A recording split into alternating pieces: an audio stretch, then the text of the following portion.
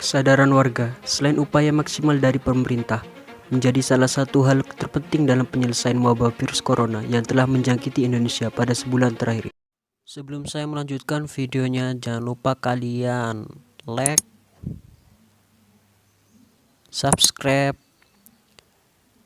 dan juga nyalakan loncengnya biar tidak ketinggalan video-video terbaru.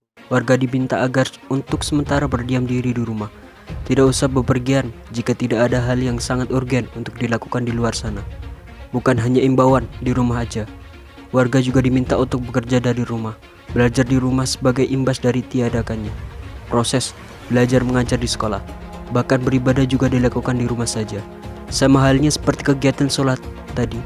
Kegiatan keagamaan di tempat ibadah terpaksa ditiadakan untuk sementara waktu. Betul, kebijakan sosial atau physical distancing yang beberapa minggu terakhir diterapkan oleh pemerintah itu telah menimbulkan beberapa masalah sosial baru. Angka pengangguran meningkat, jumlah penduduk miskin dan rawan miskin bertambah. Tidak sedikit pula pekerja yang terpaksa harus dirumahkan dan di PHK, yang jumlahnya bahkan telah mencapai 2 juta orang lebih.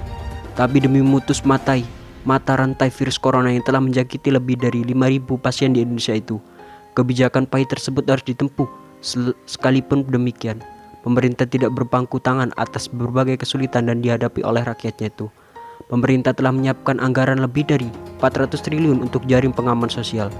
Namun di tengah usaha keras pemerintah memutus penyebaran COVID-19 itu, ada saja pihak yang sepertinya menertawakan dan menyinyiri segala upaya itu.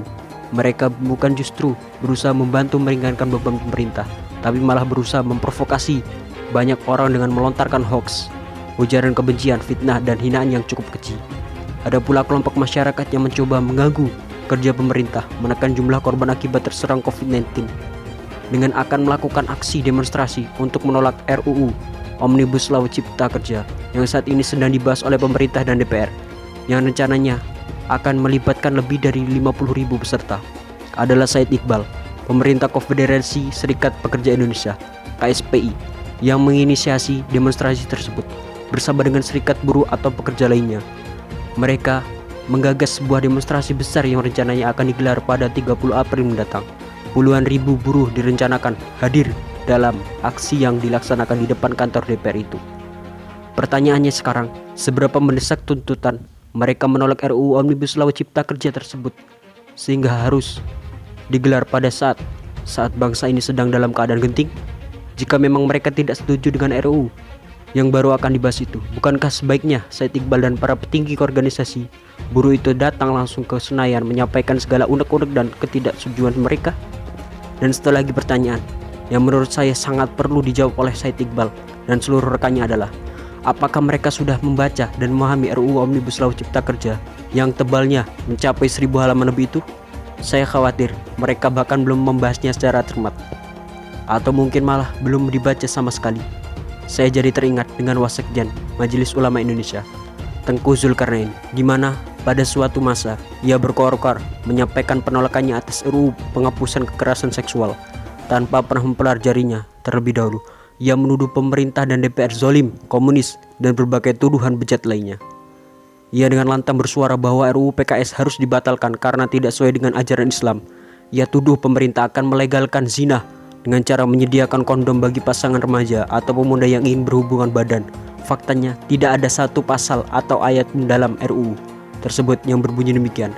Saya takutnya begitu, Said Iqbal belum sepenuhnya mempelajari RUU Cipta Kerja tersebut, atau kemungkinan lain, ia disusupi oleh kepentingan pihak-pihak tertentu, bisa jadi pengusaha, birokrat, atau politikus busuk yang mungkin merasa dirugikan oleh kehadiran RUU Omnibus Law Cipta Kerja tersebut, sehingga demi cuan ia tega menunggangi buruh. Tapi apapun maksud dibalik demo yang akan dilaksanakan di penghujung bulan April itu, polisi harus segera bertindak. Salah satunya adalah dengan tidak mengeluarkan izin. Selain itu, pihak kepolisian juga harus segera menangkap Said Iqbal. Ia telah mencoba memprovokasi puluhan ribu orang untuk berdemo di masa pandemi corona saat ini. Sebab tindakan itu tidak hanya sekedar berbahaya, tapi akan berujung maut. Nantinya akan ada puluhan, ratusan, atau bahkan ribuan pasien baru yang akan terkonfirmasi positif terjangkit virus corona. Dan jika sudah demikian, maka akan semakin beratlah beban bangsa ini, dan akan semakin lama pula bangsa ini hidup dalam kecemasan dan ketakutan.